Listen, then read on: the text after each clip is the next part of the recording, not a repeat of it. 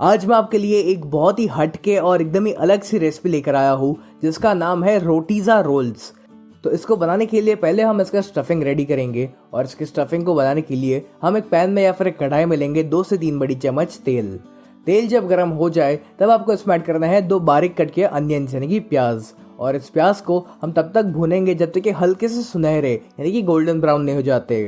प्याज जब हल्के से सुनहरे होने लगे तब आपको इसमें ऐड करना है 1 बड़ी चम्मच अदरक और लहसुन का पेस्ट। इसी के साथ हम इसमें ऐड करेंगे 2 से 3 बारीक कट की ग्रीन चिलीज यानी कि हरे मिर्च। आपको इस स्टफिंग को कितना तीखा बनाना है उस अनुसार आप हरे मिर्च की मात्रा कम या ज्यादा कर सकते हो। और अब इस हरे मिर्च को और अदरक लहसुन की पेस्ट को हम 1 मिनट के लिए भूनेंगे ताकि इसका जो कच्चापन है वो चला जाए। जब ये अदरक लहसुन और हरे मिर्च भून जाए तब आपको इसमें ऐड करना है 1 शिमला मिर्च यानी कि कैप्सिकम।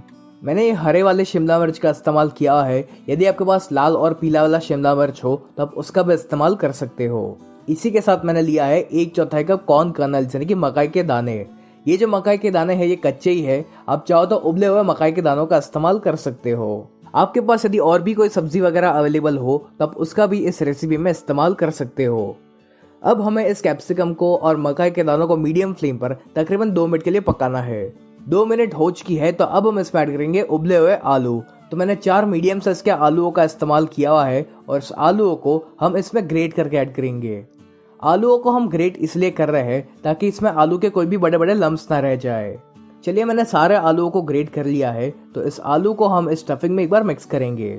अब हम इसमें ऐड करेंगे स्वाद अनुसार नमक। तो मैंने इसमें 1 बड़ी चम्मच नमक का इस्तेमाल किया हुआ है। अब इस स्टफिंग के फ्लेवर को और बढ़ाने के लिए हम इसमें 3 मसाले ऐड करेंगे। तो पहले इसमें जाएगा 1 छोटी चम्मच चिली फ्लेक्स। यदि आपके पास चिली फ्लेक्स ना हो तो आप लाल मिर्च पाउडर का इस्तेमाल कर सकते हो। फिर इसमें जाएगा 1/4 छोटी चम्मच ओरेगानो और 1/4 छोटी चम्मच गरम मसाला। इसके अलावा आपको और कोई भी मसाला डालने की जरूरत नहीं पड़ेगी। इन 3 मसालों से ही इस स्टफिंग का टेस्ट बहुत ही बढ़िया आएगा। चलिए इन मसालों को भी हम इस स्टफिंग में एक बार मिक्स कर लेते हैं। हमारा ये जो स्टफिंग है ये ऑलमोस्ट रेडी हो चुका है। तो सबसे आखिर में हम इसमें ऐड करेंगे थोड़ा सा कोरिएंडर यानी कि धनिया, और बस इसको हम एक आखिरी बार मिक्स करेंगे। चलिए हमारे जो स्टफिंग है ये रेडी हो चुका है। तो अब हम गैस की फ्लेम को ऑफ करेंगे और स्टफिंग को आपको पूरी तरीके से ठंडा होने देना है। और जब तक ये स्टफिंग ठंडा होता है तब तक हम इसके लिए डो रेडी करेंगे। तो इस डो को बनाने के लिए मैंने लिया है 2 कप गेहूं का आटा यानी कि व्हीट फ्लावर। आप चाहो तो गेहूं के आटे की जगह पर मैदा का भी इस्तेमाल कर सकते हो। इसी में हम ऐड करेंगे स्वाद अनुसार नमक। अब इस रोटी के फ्लेवर को और बढ़ाने के लिए मैं इसमें ऐड कर रहा हूँ 1 छोटी चम्मच चिली फ्लेक्स, और फिर मैं इसमें ऐड कर रहा हूँ 1 छोटी चम्मच कसूरी मेथी। ये दोनों चीजें डालना ऑप्शनल है, आप इसे नहीं डालोगे तो भी चलेगा। अब हम इसमें ऐड करेंगे तकरीबन 2 बड़ी चम्मच तेल, और फिर इन सभी को हमें एक बार मिक्स करना है। फिर हमें इसमें थोड़ा थोड़ा पानी ऐड करते जाना है और इसका हम एक डो बनाएंगे। तो ये जो डो हम बना रहे हैं ये सेमी सॉफ्ट होना चाहिए, बिल्कुल वैसा ही जैसे कि हम रोटी के लिए डो बनाते हैं। इस डो को आप 1-2 मिनट के लिए अच्छे से मसल लिए ताकि ये एकदम ही स्मूथ हो जाए। चलिए अपना ये जो डो है ये रेडी हो चुका है। तो अब हम इसको ढक कर इसे हम तकरीबन 10 मिनट के लिए रेस्ट करने देंगे। चलिए हमारे डो ने भी अब तकरीबन 10 मिनट के लिए रेस्ट कर लिया है। तो इस डो को हम वापस एक बार मसलेंगे और फिर हमें इस डो में से मीडियम साइज के बॉल्स बनाने हैं। अब किसी भी एक फ्लैट सरफेस के ऊपर या फिर एक चकले के ऊपर आपको थोड़ा सा गेहूं का आटा छिड़कना है। फिर इस चकले के ऊपर इस डो को रख कर हम इसको बेलेंगे। इसको बेलते समय पर आपको इसको ना ही बहुत ज्यादा मोटा बेलना है और ना ही बहुत ज्यादा पतला बेलना है। तो इसकी जो थिकनेस है उसको आप मीडियम रखिएगा। चलिए इसको मैंने बेल लिया है और इसको आपको इस तरह से लंबा बेलना है। अब मैंने एक तवे को गर्म करने के लिए रख दिया था और ये जो रोटी हमने बनाई हुई है इसको हम फटाफट से सेक लेते हैं।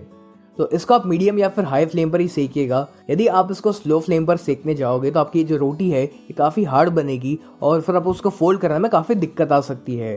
तो इसीलिए आपको इसको मीडियम या फिर हाई फ्लेम पर सेकना है। अब इसके ऊपर हम थोड़ा सा ऑयल अप्लाई कर लेते हैं और फिर इसको पलट कर हमें इसकी दूसरी साइड पर भी ऑयल अप्लाई करना है। आप चाहो तो ऑयल की जगह पर बटर का भी इस्तेमाल कर सकते हो।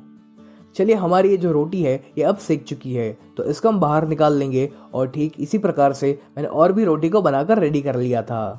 अब जो हमारा स्टफिंग था वो भी ठंडा हो चुका है। तो इस स्टफिंग में से हमें इस तरह के रोल्स बनाकर रेडी करने हैं। अब इस रोटी के ऊपर हमें डालना है थोड़ा सा पिज्जा सॉस। तो ये मैंने घर का बनाया हुआ पिज्जा सॉस यूज किया हुआ है। तो घर पर पिज्जा सॉस बनाने के लिए पहले आपको चाहिए 8 से 10 टमाटर और इनको हम पहले ब्लांच करेंगे। लेकिन इनको ब्लांच करने से पहले हम इसके ऊपर इस प्रकार से एक्स शेप मार्क करेंगे, ताकि जब ये अच्छे से ब्लांच हो जाए तो इसकी जो स्किन है वो आसानी से निकल पाए। ठीक इसी प्रकार से मैंने सारे टमाटर में इस प्रकार से एक्स शेप दे दिया है। तो अब एक पतीले में या फिर एक कढ़ाई में आपको लेना है पानी, और इस पानी में हम एक बार उबाल आने देंगे। पानी में जब उबाल आना शुरू हो जाए तब हम इसमें टमाटर को ऐड करेंगे, और फिर हमें इनको हाई फ्लेम पर तकरीबन 4 से 5 मिनट के लिए बॉईल करना है, या फिर आप इसको तब तक बॉईल करिए जब तक इसकी जो स्किन है वो अपने आप ही निकलना शुरू नहीं हो जाती। तकरीबन 4 से 5 मिनट हो चुकी है और जैसे आप देख पा रहे हो कि इसकी जो स्किन है वो निकलना शुरू हो चुकी है। तब हम गैस की फ्लेम को बंद करेंगे और इन टमाटर को हम बाहर एक प्लेट में निकाल लेंगे। फिर जब टमाटर एक बार ठंडे हो जाए तब हम इसकी स्किन को पूरी तरीके से निकाल लेंगे।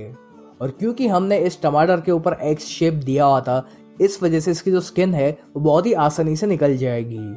टमाटर जब एक बार पूरी तरीके से ठंडे हो जाए उसी के बाद आपको उसको एक मिक्सर जार में ट्रांसफर करना है, और फिर हम इसको ब्लेंड करके इसकी प्यूरी बनाएंगे।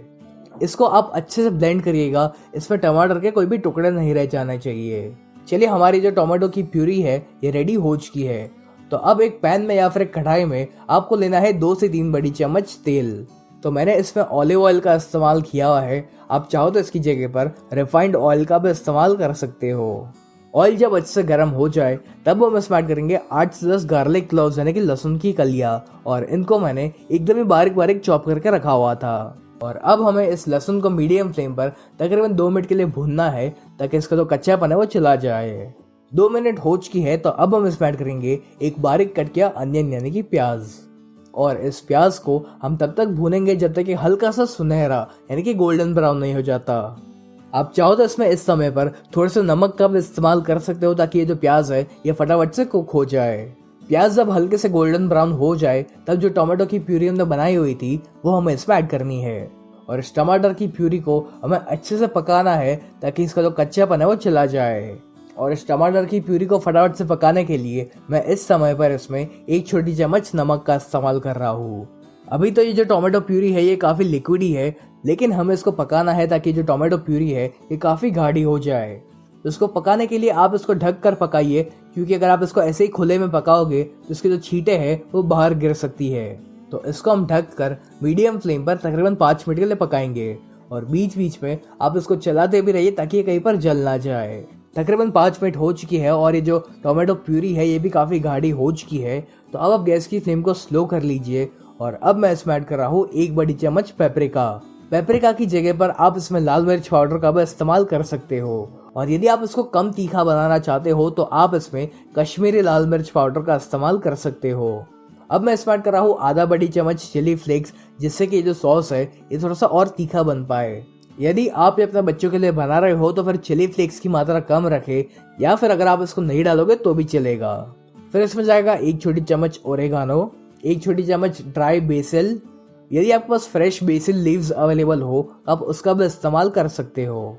यदि आपके पास बेसिल लीव्स या फिर ड्राई बेसिल अवेलेबल ना हो तो आप इसे नहीं डालोगे तो भी चलेगा, या फिर यदि आपके पास मिक्स्ड हर्ब्स हो तो आप उसका भी इस्तेमाल कर सकते हो।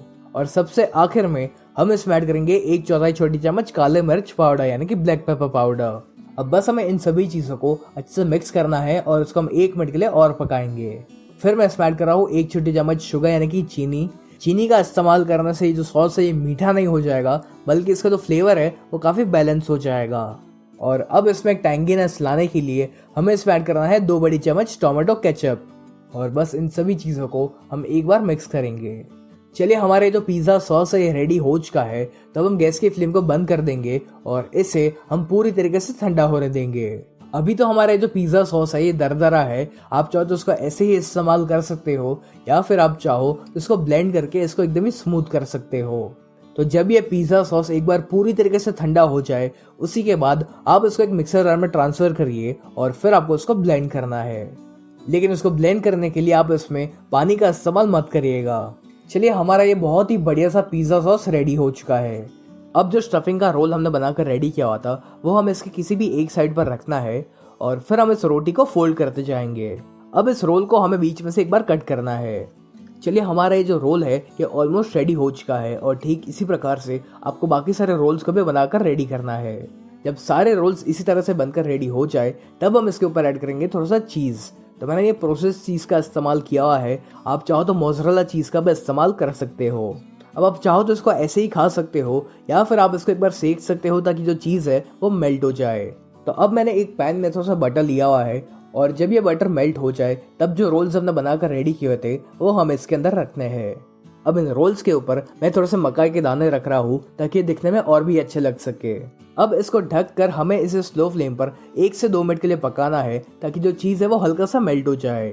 चलिए तकरीबन 2 मिनट हो चुकी है तो अब इन रोल्स को हम बाहर निकाल लेंगे। लीजिए हमारा ये बहुत ही बढ़िया सा रोटीजा रोल बनकर रेडी हो चुका है।